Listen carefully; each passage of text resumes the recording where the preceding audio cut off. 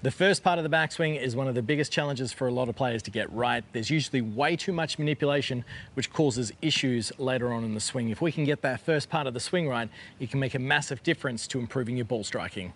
Let's get stuck in.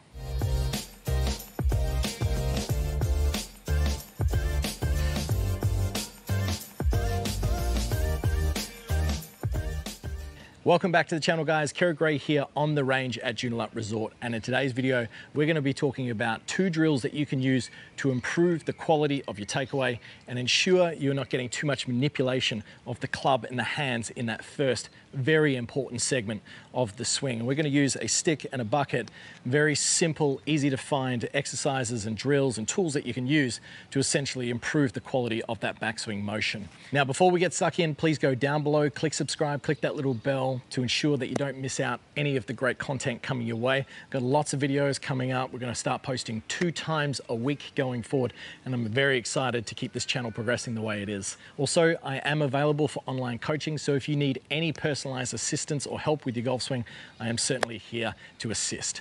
All right, so today's lesson, once again, talking all about how to improve that takeaway.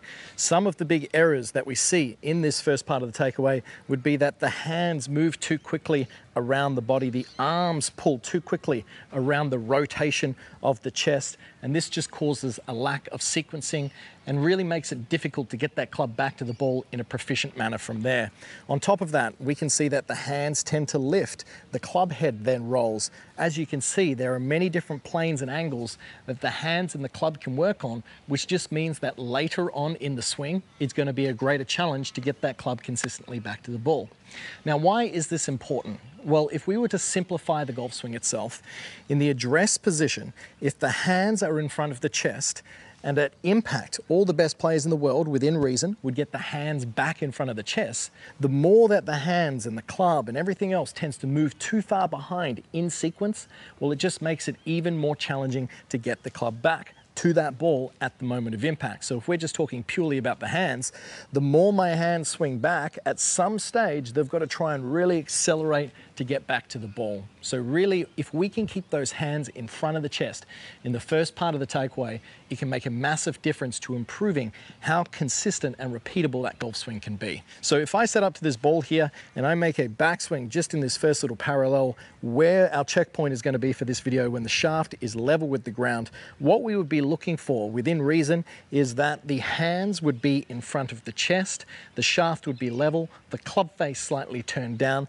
This would be a proficient backswing position. If I just turn back from here, keeping the hands relatively in front, that'll help me get that club back underneath and improve the quality of the ball striking. However, if I am a player who is pulling the hands away, I am lifting and rolling that golf club, at some stage, it starts to create unique shapes and figures with that golf club throughout the swing, and it just means it's not going to be performing as well. Now, don't get me wrong. I know when you look on the PGA Tour, you'll see a variety of styles out there, but what you've got to remember is that these guys are the best in the world. They're thoroughbreds. They're hitting golf balls all day, every day, and they've been doing it from a very young age. So just the same as any other skill, there are going to be unique styles out there, but our job is to not copy them. What we need to do as players who are recreational golfers who are looking to improve and create more of a consistent motion that is more proficient, is going to cause less long-term damage to our body, so we're not manipulating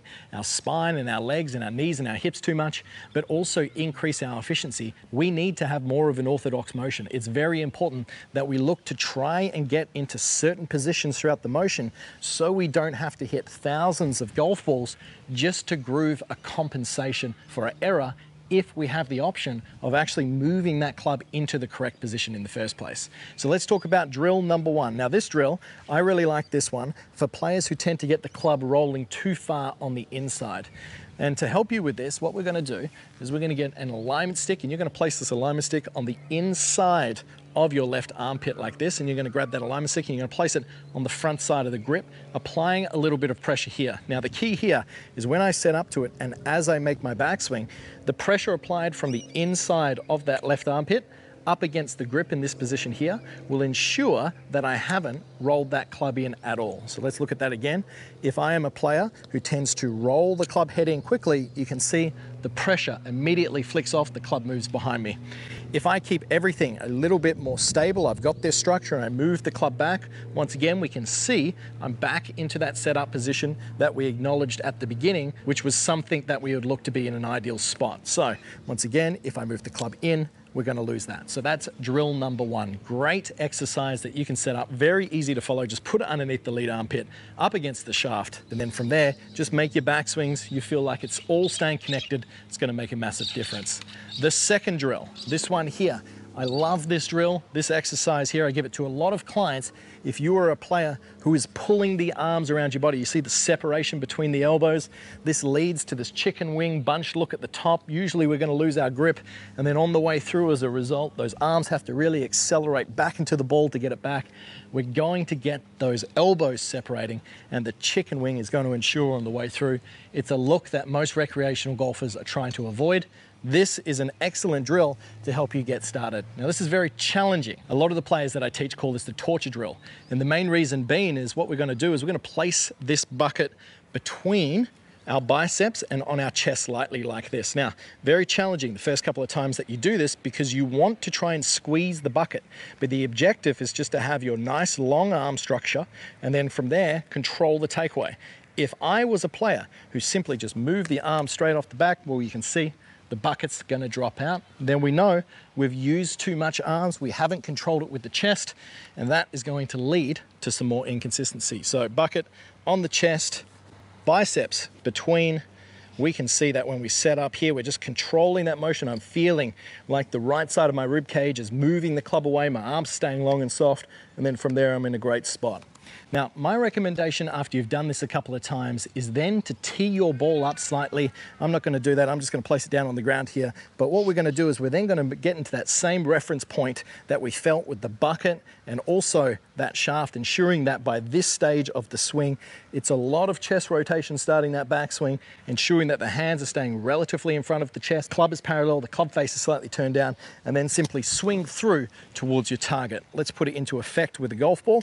Let's see how I go. Swinging back, I'm checking, club face looks great, off we go. You can see the ball popped out directly on line with my intended target. So if you're struggling with your takeaway, try these two drills out. They're some of my all-time favorites that I use with a lot of the players that I teach. And if you are struggling with manipulating, the club's coming inside, the hands are lifting up, they're not in sync with the rest of your body, I'm sure these will help a lot with your ball striking. If you haven't already, please like and subscribe. If you've got any questions at all, please comment below. I'll get back to you as soon as I can. But until next time, I'm Kerrod. Thanks for watching.